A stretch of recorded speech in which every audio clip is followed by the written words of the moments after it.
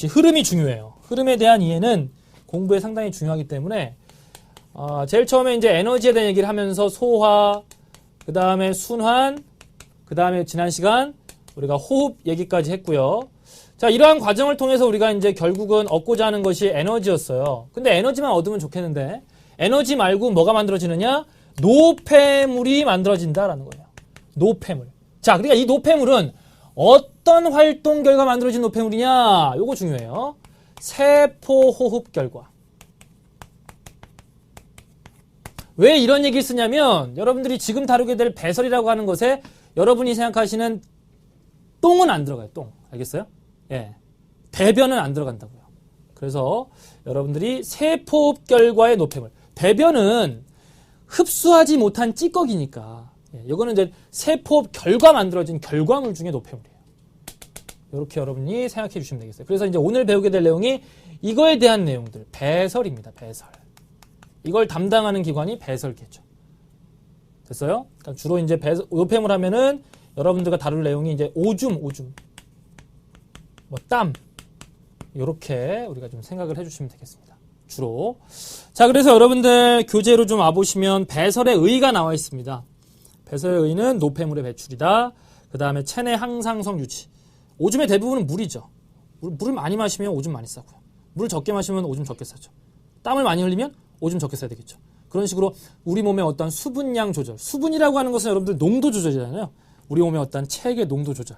그래서 뭐 조금 더 여러분들 우리가 배운 용어로 표현한다면 뭐 삼투압 조절. 예, 그래서 체내 항상성, 일정하게 유지하는 그러한 성질이 있다라고 보시면 되겠고요. 두 번째 노폐물의 생성과 배출의 이산화탄소, 물, 질소 노폐물인데, 자, 이게 바로 뭡니까? 세포호흡 결과물이라는 거죠. 세포호흡 결과 에너지 말고의 노폐물들.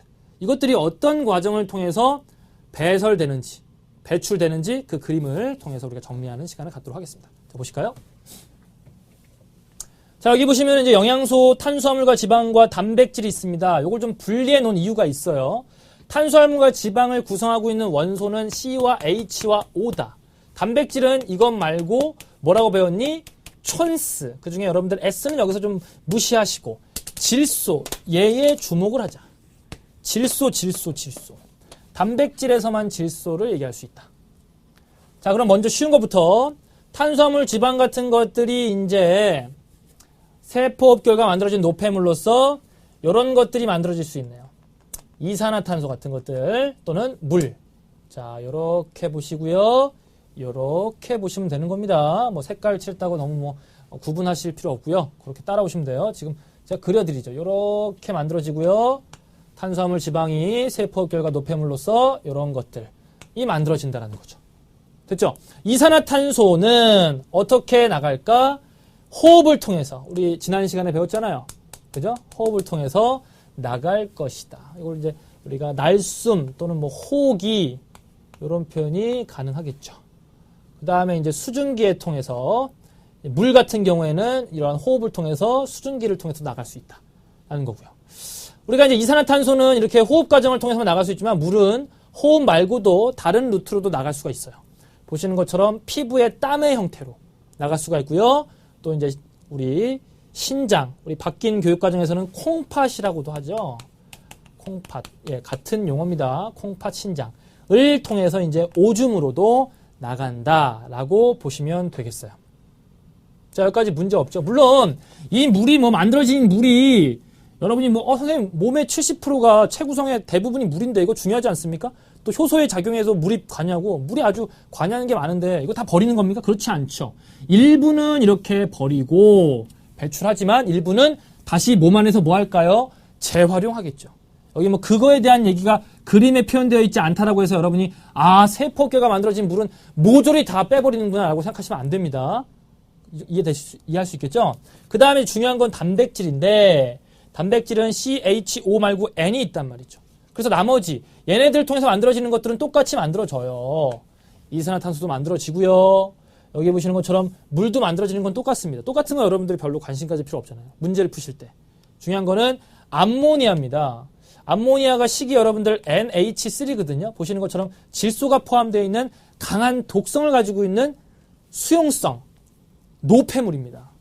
독성이 강해요. 그렇기 때문에 이걸 빨리빨리 빼줘야 되는데 이거를 좀 독성이 약화된 상태로 바꿔주는 게 바로 간입니다. 간하면 여러분이 기억하실 게 뭐 해독작용이 있잖아요. 그 중에 이제 뭐 알코올 분해도 여러분이 잘 아시지만 이런 암모니아, 독성이 강한 암모니아를 좀 독성이 약한 형태인 요소로 전환시켜줘요. 예, 요소는 이제 식이 NH2에 요렇게 되는데 요 식은 모르셔도 되는데 어쨌든 보시면 NH3보다는 좀 더 어떻게 되는 겁니까? 분자의 구조가 복잡해졌죠? 그죠?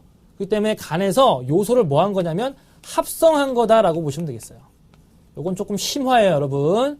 자, 간에서는 암모니아가 요소로 뭐가 된 거다? 합성. 요소의 합성이 일어났다는 거죠. 동화작용이에요. 흡열 반응이겠죠. 뭐 그런 것들이 이제 세부적인 개념으로 가끔 여기에서 이제 문제의 보기 중으로 하나씩 걸칠 수 있다는 얘기죠. 아, 간에서 요소가 합성되는구나? 합성이면 동화작용이네? 동화작용이면 에너지 흡수되는 반응이었겠네? 뭐 이런 것들이라는 거예요. 되시겠죠? 자, 그래서 암모니아를 독성이 좀 약한 상태인 요소로, 독성이 없는 건 아니지만 암모니아보다는 독성이 좀 낮아진 요소 형태로 전환시킨 다음에 얘를 피부로, 땀으로 배출한다거나 얘를 어디로? 콩팥에서 오줌의 형태로 배출한다는 거죠. 아시겠죠? 이런 질소성 노폐물에 대해서 여러분들이 조금 관심 있게 봐주실 필요가 있다는 거